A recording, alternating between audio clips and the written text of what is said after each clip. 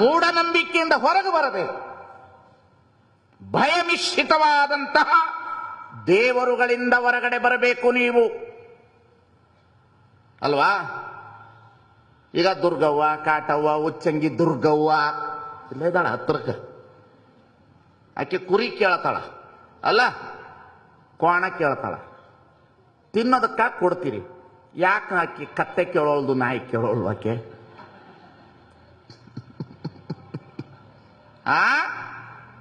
ಹೇಳ್ರಿ,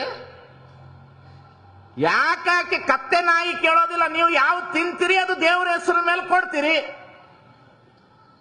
ನಿಮ್ಮ ತಿನ್ನೋ ಆಸೆಗೆ ಪಾಪ ಅವಳನ್ನ ಯಾಕೆ ನೀವು ಬಲಿ ಮಾಡ್ತೀರಿ ನೀವು?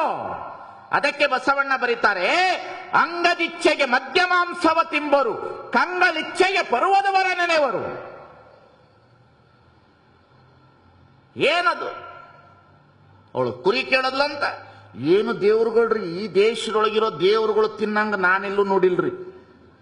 ಒಂದು ಕುರಿ ಕೇಳ್ತವ, ಒಂದು ಕೋಣ ಕೇಳ್ತದ, ಒಂದು ಬೆಣ್ಣೆ ಕೇಳ್ತದ, ಒಂದು ಉಗ್ಗಿ ಕೇಳ್ತದ. ಈ ಕಡೆ ಈ ಕಡೆ ಚಿತ್ರದುರ್ಗದ ಕಡೆಯಿಂದ ಆಚೆ ರಾಯಚೂರು ಕಡೆಗೆ ಹೋದ್ರೆ ಕೆಲವು ದೇವರುಗಳು ಸರಾಯಿ ಕೇಳ್ತಾವ.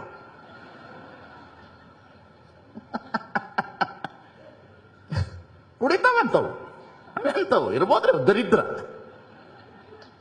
ಇವ್ರು ತಗೊಂಡೋಗ್ಬಿಟ್ಟು ಅದಕ್ಕೆ ನೈವೇದ್ಯ ಮಾಡಿ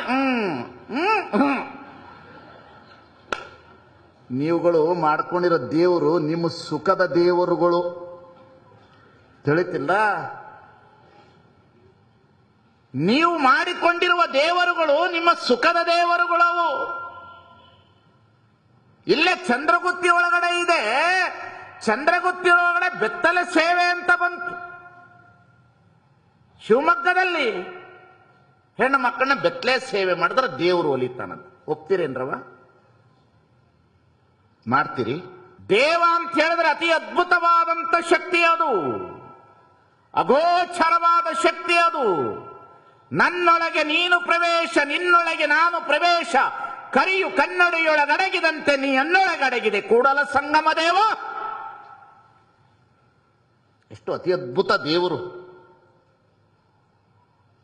ದೇವರಿಗೆ ತಂದೆ ತಾಯಿ ಇಲ್ಲ, ತಂದೆ ತಾಯಿ ಇದ್ದುದು ದೇವರಲ್ಲ. ತಿಳಿತಿದ್ದಲ್ಲ? ಗಣಪತಿಗೆ ತಂದೆ ತಾಯಿ ಇದ್ದಾರ, ದೇವರಲ್ಲ. ಪಾರ್ವತಿಗೆ ತಂದೆ ತಾಯಿ ಇದ್ದಾರ, ದೇವರಲ್ಲ. ರಾಮಕೃಷ್ಣನಿಗೆ ತಂದೆ ತಾಯಿಗಳಿದ್ದಾರೆ, ದೇವರಲ್ಲ. ಬುದ್ಧನಿಗೆ ತಂದೆ ತಾಯಿಗಳಿದ್ದಾರೆ, ದೇವರಲ್ಲ. ಯಾರಿಗೆ ಹುಟ್ಟಿದೆ, ಯಾರಿಗೆ ಸಾವಿದೆ, ಅದು ದೇವರಲ್ಲ. ಯಾವುದು ಹುಟ್ಟಿದೆ, ಯಾವುದು ಸಾವಿದೆ, ಅದು ದೇವರಲ್ಲ.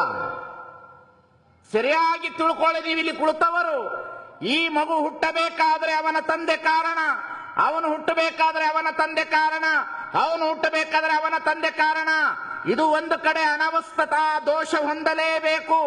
ಎಲ್ಲರಿಗೂ ತಂದೆಯಾಗಿ ತನಗೆ ತಂದೆ ಇಲ್ಲದೆ ಇರುವಂತ ವಸ್ತು ಈ ಜಗತ್ತಿನಲ್ಲಿದೆ.